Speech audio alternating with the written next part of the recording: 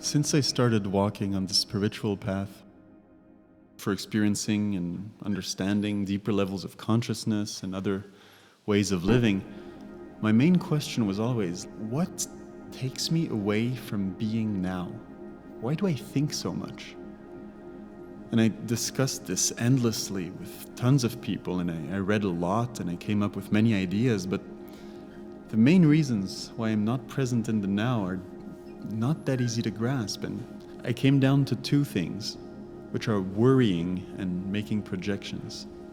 Worrying about the past, worrying about the future, prolonging the past, anticipating the future, projecting my inner struggles on things of the outer world, or blaming the outside, while trying not to look inside myself. Throughout most of my life, that was my reality. And only on some quite rare occasions, I experienced moments of bliss where I was really immersed in a true deep feeling that the moment I was living was really worth living, simply for what it is, and nothing more. I call those moments moments de pleine conscience. In French, it's moments of full consciousness. And I should have gotten a clue from that name, since it basically means that the rest of the time I'm not fully conscious. Essentially, moments of full consciousness were the only times I was actually present inside myself and in a true feeling of harmony and alignment with the universe. It happened while eating a snack at the top of a mountain, or while lying on the lush green grass of a flower-laden field on a sunny summer afternoon in the Alps. Just allowing myself to be in the moment exactly for what it is. About 2 years ago, I remember having a moment of full consciousness in Japan, and just after having that moment, I wrote a short text which I couldn't really understand yet at the time, but it's getting more and more clear to me. So here it is. Suddenly, eyes wide open in a desert, in a car, maybe it's a forest or a caravan. Swishing past fabulous views, I try to see the end of the road that doesn't seem to have an end. I don't know where I am in this dream. I don't know when I am. When precisely this will happen, I will have attained it. When it will finally occur in my woken life, it'll put an end to a quest for absolute freedom, the form of absolute freedom that one believes is infinite in time and space as soon as one gets there. Since that was the main goal of my life, I attained that feeling surprisingly fast. I went on dozens of marvelous road trips throughout the world, and I lived that feeling dozens of times. I was there. And when I was there, I knew I was there, in the moment forever, living in infinity for a fleeting tick of time, and then time went on. Every time. And here I am, again, immediately after one of those moments, landing from a boat whooshing wild between two islands in southern Japan, landing emotionally, physically, and spiritually from a breath of everything. I was there. And here I am, asking how. How does one build on that? What do you do when you are driving on the road that seems to have no end? When you get off that celestial energy? How do you keep living when you attained it? When you attain a state of enlightenment, when you understand what is underlying in everything you will ever experience as a human being, how do you build on that? Well, you keep on going. So I wrote that 2 years ago, and by reading it again and again, it got me thinking, how many times as a child have I dreamt to be in that car, that red car straight from an American movie, driving towards the unknown in the desert with no worries at all and shouting, "This is it, here I am, I made it. Life can finally be. It's the happy end, the feeling of being allowed to stop all questions, the cessation sensation, floating, soaring. You are free, your mind is free, your life is free, your future is yours. Finally, all the hard work paid off. Finally, it all built up to now. This is the moment, it's now, now, now." Well, if you think that preparing and going on that road trip will be enough, you're in for a bumpy ride, because you're not in a movie. If you're trying to pursue the same feeling of freedom than the characters in a movie, well, it won't work since you jumped into that moment with a flawed intention. You were cheating. So as a response, you will get the opposite of cheating. You will be faced with the truth, that there is no happy end, there are only moments of seeking. That's why it's in a movie. It's a dream, it's not life. And if you seek happiness in the outside world, you can be sure that you'll keep being disappointed. All you will find in the outer world are artifacts of what you did not find inside yourself, what you didn't address in your life. So that road trip will likely turn into a nightmarish realization that you simply do not know how to be here, now, with yourself. If you start driving that car with the wrong intentions, you can be sure that that little voice inside your head will come around and say, hey, yeah, right, yeah, hey. What do you mean by I made it? You made what? Where are you? What is this? What's going on next? You know you'll run out of petrol soon, right? When does your visa run out? How much money do you have left? Shouldn't you get to work soon? Wouldn't it be better to keep this energy for later? Okay, cool, you just lived the happy end scene from a movie, but life is going on, you know? You're in a body with a mind, and you're bound by time and space, my friend. That's true. Characters in a movie are not bound by time and space. They are finite personas. They are ideas. They have an extent to which they can make you dream, and then they stop being. So imitating them is a dangerous game.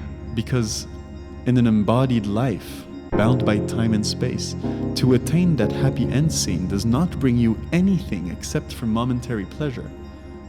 Pleasure, not happiness, pleasure. It should be called a pleasurable or an enjoyable end, not a happy end, because the choice of that word, happy, for happy end, it shows exactly around what our conception of happiness has been crafted. Falsely, we fabricated our idea of happiness around that red car swishing off into this American desert at sunset. That is not happiness, that is a pleasure, it is contentment. As an example, when you ask someone, what makes you happy? Some people would answer, well, I like eating cookies, or I like buying shoes. But no, it doesn't make them happy, it gives them pleasure, immediate pleasure. It's not happiness, it just makes them content for a while. But they really think that is the definition of happiness. Thing is, we all know that food and goods are temporary band-aids one uses to desperately try to heal a permanent wound. And that permanent wound is that of having no clue how to feel fulfilled and to experience true alignment between your inner self and the outer world. When you're confused about who you are and where you stand, your mind tells you that a packet of crisps will do the trick. Same thing with the road trip. It gives you that fleeting feeling that life is now, that you are happy.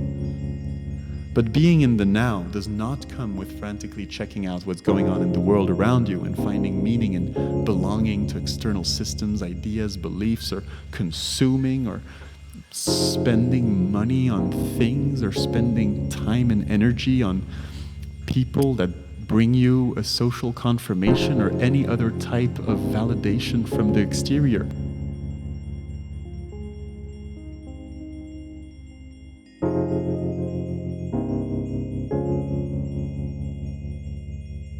To feel free and present, and getting the feeling that you are living now, instead of lingering on past and future, it comes with looking inside yourself. It comes with realizing that the big cosmic game that you're playing is actually nothing more than a big cosmic game of which you are setting the rules.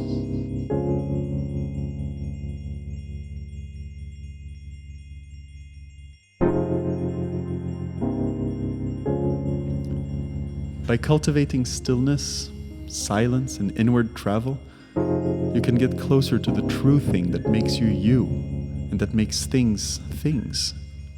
That's how, when you silence the mind, you can recenter around the conviction that you are exactly what you need to be. You don't need anything else.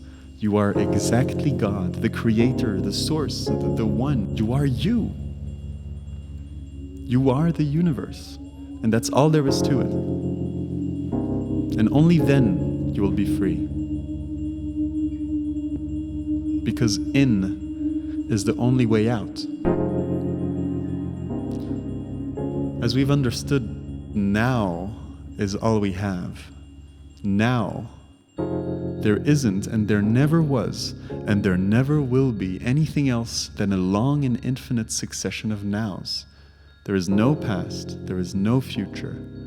So when you find now, stay there, because you are now, and you have always been, and you always will be, now.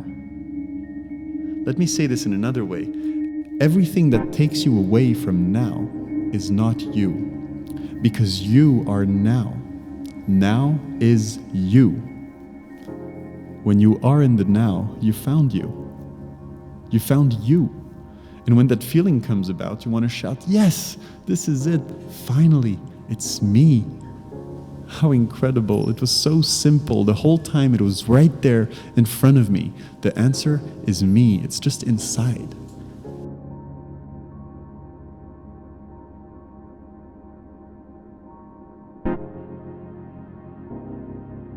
The thing is, when that comes up, when you have that feeling, you might look surprised. And don't be shy about it. It's fine. It's okay. In those moments of pure bliss I experienced, I remember seeing myself like in a dream. There was a mirror in front of me, and I was looking down at my feet. And then I heard my own true voice speaking to me. And it said, just look up. It was me the whole time. And then I slowly lift my eyes from the floor, looking myself in the eyes through that mirror. And I melt down into tears. Look up. It was me the whole time. It's just you. Now. That's you.